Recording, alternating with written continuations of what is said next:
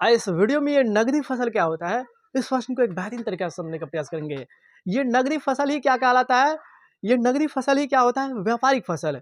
तो जिस फसल को मुख्य रूप से हम लोग व्यापार की दृष्टि से करते हैं, उसे हम लोग कहते हैं व्यापारिक फसल या नगदी फसल। आइए ना, इसका डेफिनेशन क्या है, इसको एक बेहतरीन तरीके से देखने का प्रयास करते हैं।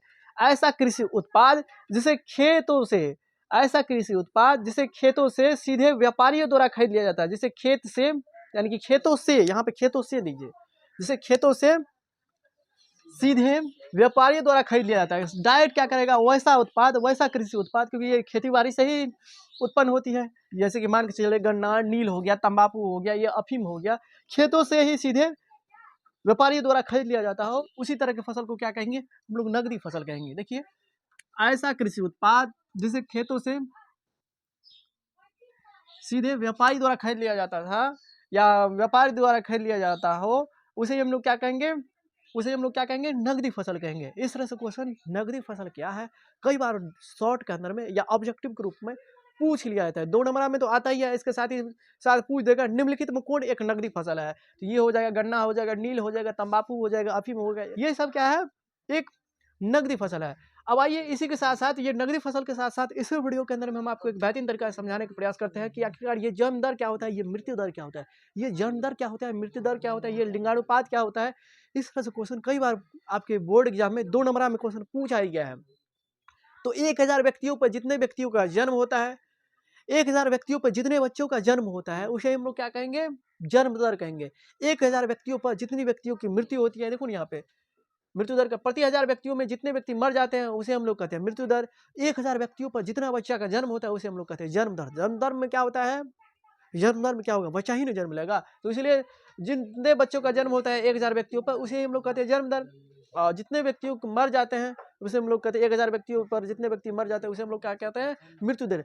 लिंगानुपात का मतलब क्या होता है, लिंगानुपात का मतलब 1000 पुरुष पर कितना महिला है, यानी कि प्रति 1000 पुरुषों पर महिलाओं की संख्या क्या कहलाती है, लिंगानुपात कहलाती है। इस तरह से क्वेश्चन जन्म दर और मृत्यु दर में क्या अंतर है, इसके बाद लिंगानुपात किसे कहते हैं, ये सारे क्वेश्चन सब आता ही है आपके बोर्ड एग्जाम में। तो इस तरह से हम आपको एक बेहतरीन तरीका समझाने की कोशिश की।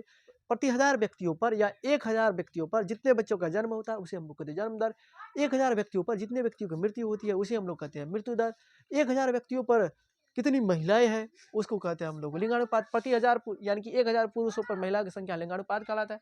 नगदी फसल ऐसा फसल या ऐसा कृषि उत्पाद जिसे खेतों से सीधे व्यापारी द्वारा खरीद लिए जाते हैं या खरीद लिए जाते थे, उसे हम लोग कहते हैं नगदी फसल। खरीद लिए जाते हो या खरीद लिए जाते था, ये पहले ज़माने में, या आज भी जो है हम लोग जो है इस तरह की खेती बाड़ी करते थे। डायरेक्ट व्यापारी जो है खेते से उठा के लेके चले जाता है अब बेचने के लिए, अपना व्यापार करने के लिए। डायरेक्ट अब जाए, डायरेक्ट जाएगा वहाँ पे खेत में ही से, खेत से ही उठाएगा तो उसको थोड़ा सस्ता मिलेगा, तो उसको बचत होगा ज़्यादा से ज़्यादा ना।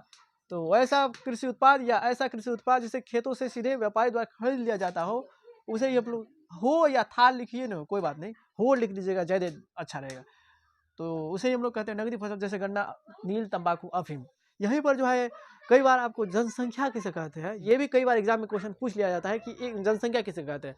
तो किसी निश्चित क्षेत्र में पाए जाने वाले लोगों की संख्या। किसी निश्चित क्षेत्र का मतलब क्या हुआ, अब बिहार के अंदर में कोई भी स्थान जो होता है अपने आप में क्या होता है, एक विशेष स्थान होता है अपने आप में। जिस तरह से हर एक दुनिया के अंदर में हर एक व्यक्तियों का नाम, हर एक वस्तु का नाम अपने आप में विशेष होता है, ठीक उसी तरह से हर एक स्थिति क्या होता है अपने आप में एक खास होता है। हर एक चीज़ अपने आप में खास होता है, सब में अलग अलग गुण होता है, अपने आप में वो खास होता है।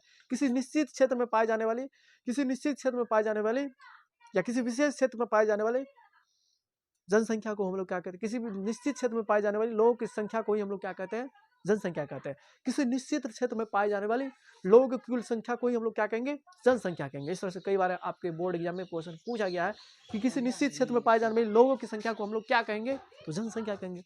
तो हम ये आशा कर सकते हैं कि इस वीडियो के अंदर में हमने आपको जो भी समझाने की कोशिश की है, आप लोगों ने इसको बेहतर तरीके से समझ लिए होंगे। तो चलिए दोस्तों, फिर मिलेंगे नए वीडियो में, लाइक एंड सब्सक्राइब।